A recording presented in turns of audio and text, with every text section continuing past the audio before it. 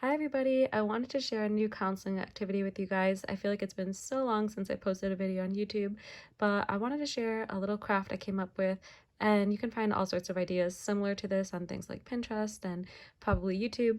But this is an activity I came up with focused on worry monsters and teaching students how to make their own worry monster.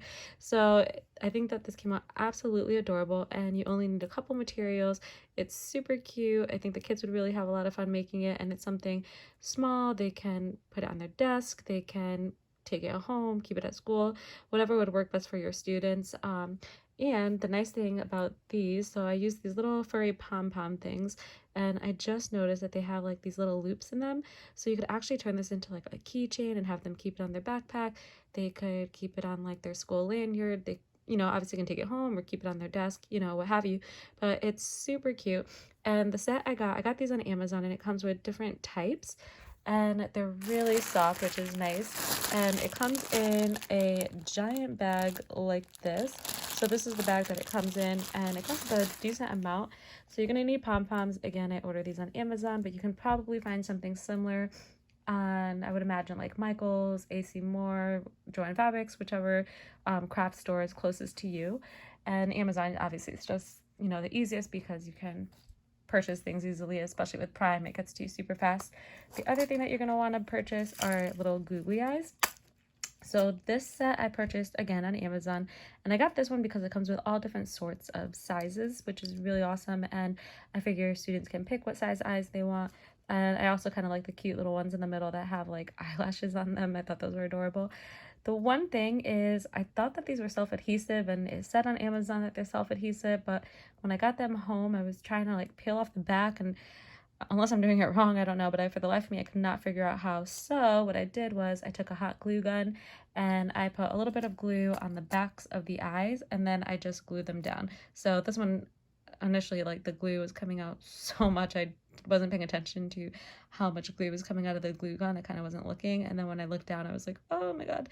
So I was trying to like glue it, but the glue kind of seeped around. So now that it's dry, I'm just gonna probably like pull it off, or maybe get some scissors and cut that little bit off.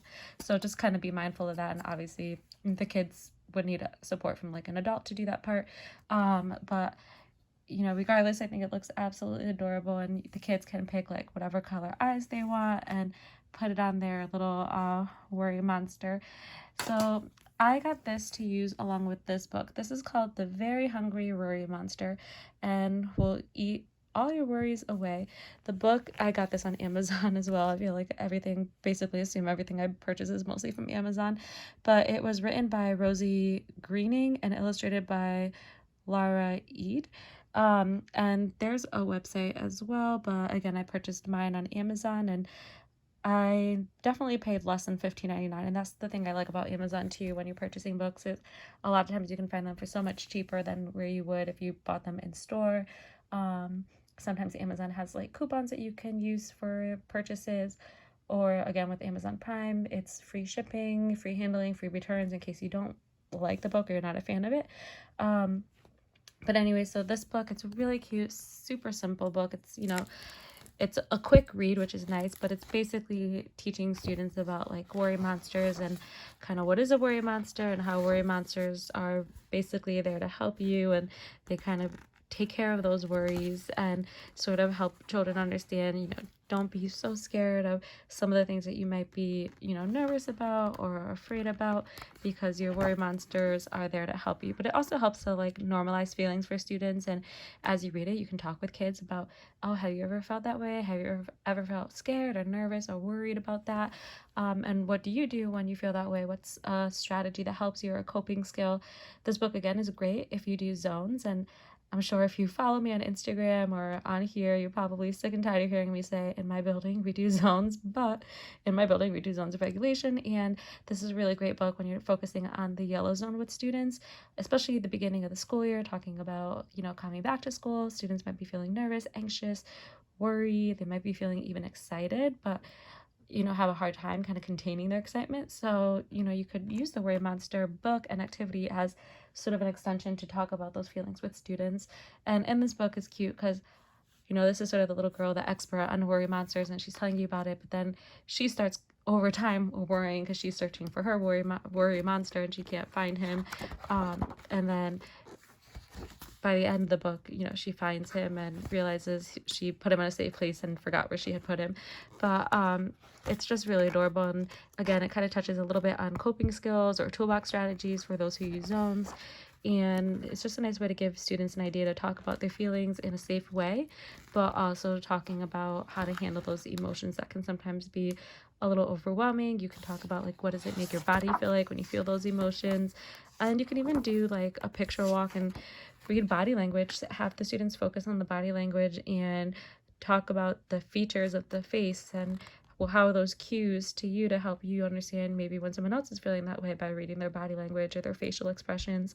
Maybe do some perspective taking and talk about, you know, how that can be a really uncomfortable feeling in your body.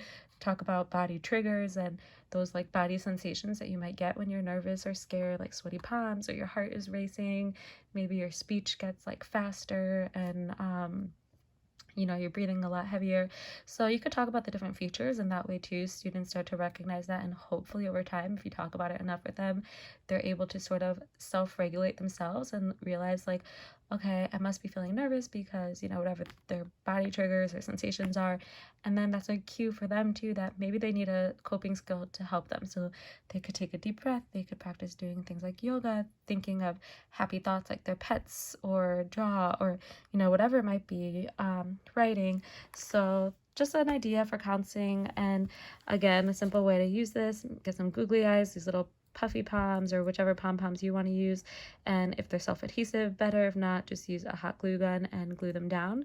And talk to the students about how this can be their worry monster. When they feel nervous, they can hold this and maybe talk to it, tell them what they're worried about, and use one of their coping skills. So I hope that was a helpful counseling idea and a way to incorporate some crafts for students to make their counseling sessions, you know, a little more fun and exciting for them.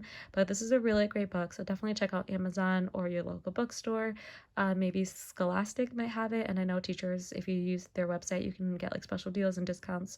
So thank you guys so much for watching this video, and if you have this book or similar books or you do similar activities, definitely share, leave a comment, or send me a message over on Instagram.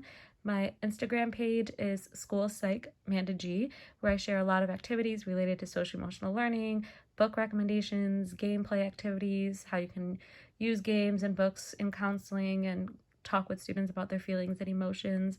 And I also have a Teachers Pay Teachers page, also School Psych Manda G, where you can find tons of resources on activities for counseling, pre-tests, post-tests for, you know, specific books, or just in general when talking about coping skills or coping strategies and like triggers, body sensations, those kinds of things. So definitely check out my pages. And again, let me know if you do anything similar with your students on activities when it comes to worry monsters and things like that. So bye everyone. I hope you guys have a fantastic day, and we have a long weekend coming up ahead of us. So I hope you guys find some time to relax and take some time for self-care and enjoy your weekend. Talk to you guys soon. Bye.